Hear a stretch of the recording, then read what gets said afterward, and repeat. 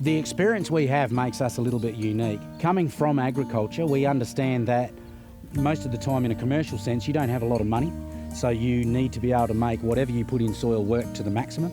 So we can provide that information and we can show you ways of saving money using compost. We understand the relationship of organic matter, what you should be looking for when you're applying compost to soil, and the relationship that has to the soil and to the plant.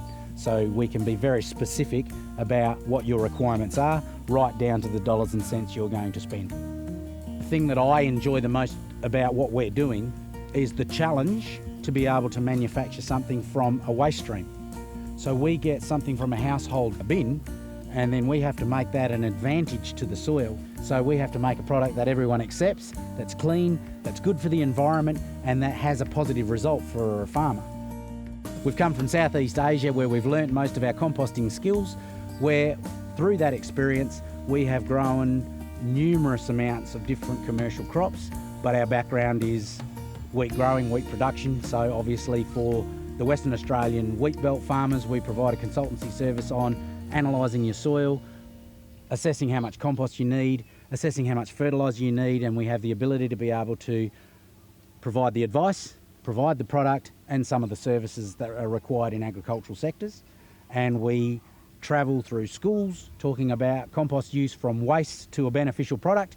And in addition to that, we speak at many garden clubs and committees and events where we are talking about how you would ameliorate soil in Perth through growing turf, cottage gardens, native gardens, and just about every aspect of soil health. The purpose of closed loop recycling was to be able to take a waste stream, such as turf, be able to manufacture a fertiliser that can be used on turf, and then thus we've closed the loop. So by avoiding a landfill where the waste from verti mowing, verti draining, coring can be collected, put into a facility where we break it all down and decompose the material to the point where it's beneficial for growing any type of plant, turf particularly, and then we spread that back on the exact same oval that we got it from. In the case where it's a household product, where we've got organics from household bins, where we've collected that material from perhaps a city like Melville, we would be able to produce a product that is NPK, trace element, beneficial for the soil, improves the biological responses, so that the householders who had that waste at their home can then have a product that comes back to their home where they can use in their own garden. The key to the success of mature compost use in soil is our ability at Nutrarich to be able to convert as much ammonium nitrogen into nitrate nitrogen so that it becomes competitive to synthetic fertilisers. So in the case of a commercial growing situation where you have wheat or vegetables or something where the farmer has a small budget, yet he has to get a good result, when we make mature compost, we're giving him something that will work immediately. So the maturity of the compost gives you more available nitrates. And also, it provides you with carbon that is more stable in the soil. Because at Nutrarich, our goal is to be able to manufacture compost that suits the chemical, physical and biological aspects of soil, we need to be able to make a low CN ratio but have available nitrates so that it performs like fertiliser.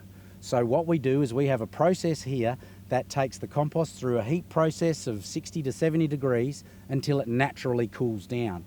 In that cool down period, we cannot make it compost any further, and then we have a higher nitrate volume in nitrogen than we have in ammonia. So as soon as you add it to plants, or as soon as you make it as a soil conditioner and introduce it to soil, those nitrates are immediately available, which means you get a response from your plant straight away. So that's why we call it the fertiliser that nature loves. Humus is the result of when you decompose something down from animal manures and vegetation. Humus complexes in soil play a pivotal role in being able to make soil structure viable. So when we talk about humus, we're talking about carbon material that will never leave the soil. It provides a habitat and a biosphere, if you will, for organisms to live in and around it, because it's a water source, it's a food source, it's all these things that are the building blocks to life. And the other goal we have with trying to get high humus values in compost is when we're processing the compost in the manner we do, where it's mature, we are trying to build humic and fulvic acid contents. Humic and fulvic acid are the building blocks to life. All these microscopic organisms start their journey in their life by populating using humic and fulvic acids. That's why they're so important in soil.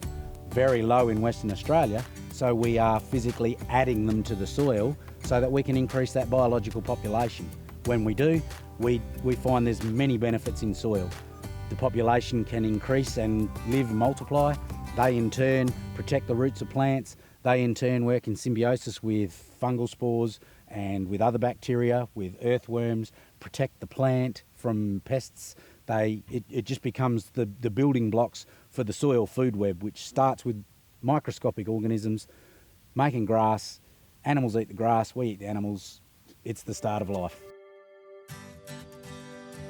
The Water Corporation endorses mulching, and there's nothing wrong with that. Mulch stops evaporation, but they don't look at the soil.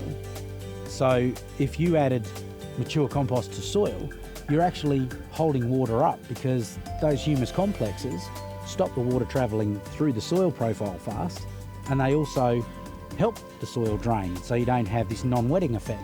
And because you can build up the soil biology, what happens is as your plant becomes protected, you need less pesticide.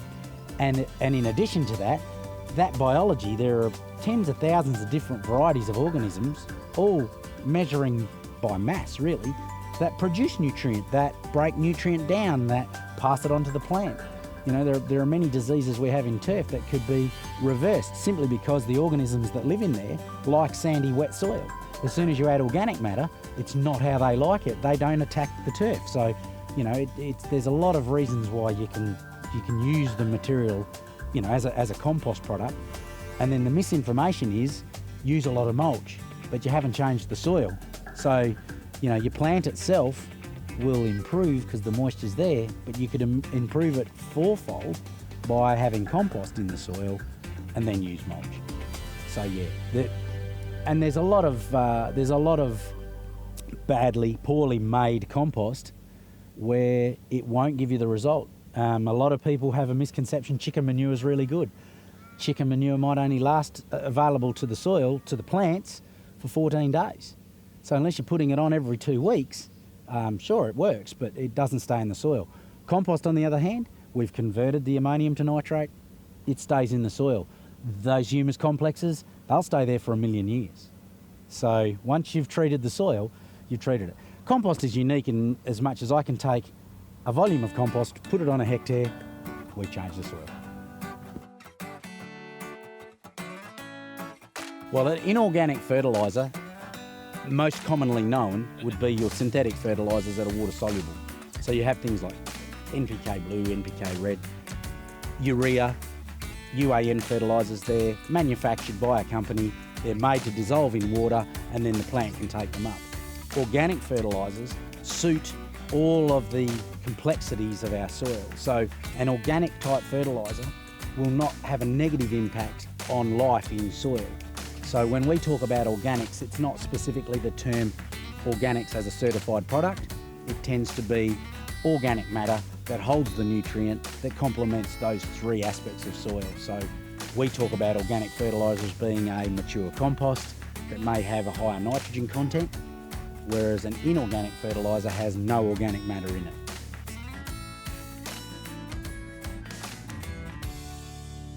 We've made mature compost in a manner that it becomes fertiliser. So we can use mature compost as our base for making a soil blend. So for example, you would have a portion of mature compost in veggie mix, and then you would add a coarse sand and other ingredients that lets it hold more moisture, and that adds to the nutrient pool, so that when you want to backfill a garden bed, you have a degraded product. It doesn't want to break down anymore, and you can fill it from scratch, put in a garden bed, fill it up with veggie mix, and grow veggies in it immediately. And we've manufactured a soil. So in the case of landscape mix, we use less compost in the landscape mix due to the fact that some plants are nitrogen and phosphorus sensitive, and we add more drainage quality material, some diorite stones, some more coarser wood chips, and a coarser sand. But it's developed and research to be able to grow a native plant. And then conversely, we have different varieties of compost from different varieties of inputs. So when we manufacture turf topper, it is turf debris, the coring, the verti mowing, the lawn clippings that is broken down with chicken manure, composted to maturity, and then it has the ability to be able to be put back on turf. So if you were laying a turf, you would put a thicker volume on the ground, roll your turf over the top. If you want to top dress your turf, you can put smaller volumes on the top, and you still have NPK and trace elements. In the case of the commercial type products, where we're taking household waste, where we're taking sludges, where we're taking fruit, agricultural waste, and we're blending those together, they still go to maturity, but then the goal of that is to get a mature compost that is as powerful as we can make it to add to the soil, so we're putting on small volumes at a lower cost to get the most result. And in the case of straw mulch, we take agricultural bales of straw and hay, lupins, wheat, oaten hay, and we add chicken manure to that, and in that process we compost it down. We just don't take that to maturity because it's a mulch, but we kill the weeds, the seeds and pathogens that might be transferred through the process. It then can be added to your garden, and then in the winter time it will break down. Through spring you can incorporate it in with more mature compost and then add it to your garden in the summertime, and it becomes a mulch, so it has dual purpose, and that helps the agricultural system. So then again we're back to the closed loop system. All of our products are available in the metro area at Swan Valley Landscape Supplies, which is 1118 Great Northern Highway in Baskerville.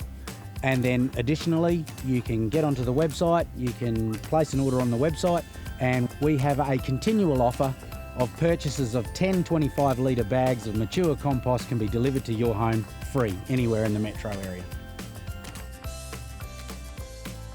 We chose the location in Brookton because we were close to a good water source, which is important with the composting process. You can see there's a vast amount of steam comes off of it. It needs a lot of water to be able to break down. And also we had the farm here, which meant that with an agricultural market and with our own knowledge of compost, we believed that having it here was close enough to Perth to be able to service waste streams, but also to be able to complement the market that we were trying to target, which was agricultural use for ourselves and for the greater agricultural community. Our experience through what we've done in 3 other countries in Asia, as well as what we do in Australia, means that if you have a soil requirement to improve your soil and a need to understand what your soil needs, we have the experience to be able to provide you with the information and direct you to what products are going to work, where and when. Coming from a farming background, I had no idea how bad we were doing our job up until the point we started changing the way we did it. And then we found that we got this great response, and that the more we learn about the role that carbon and organic matter plays in biological responses, we actually improve our farm. So on our own personal benefit, it's been great to take compost, put it on the paddock, not use synthetic fertilisers, not use as much sprays, and find we can get a good crop yield and have good quality grain and have good feed for the sheep in the following year. So it's rewarding. So you take a challenge, achieve a result, and then you can see the result. And I find that is the most fun bit.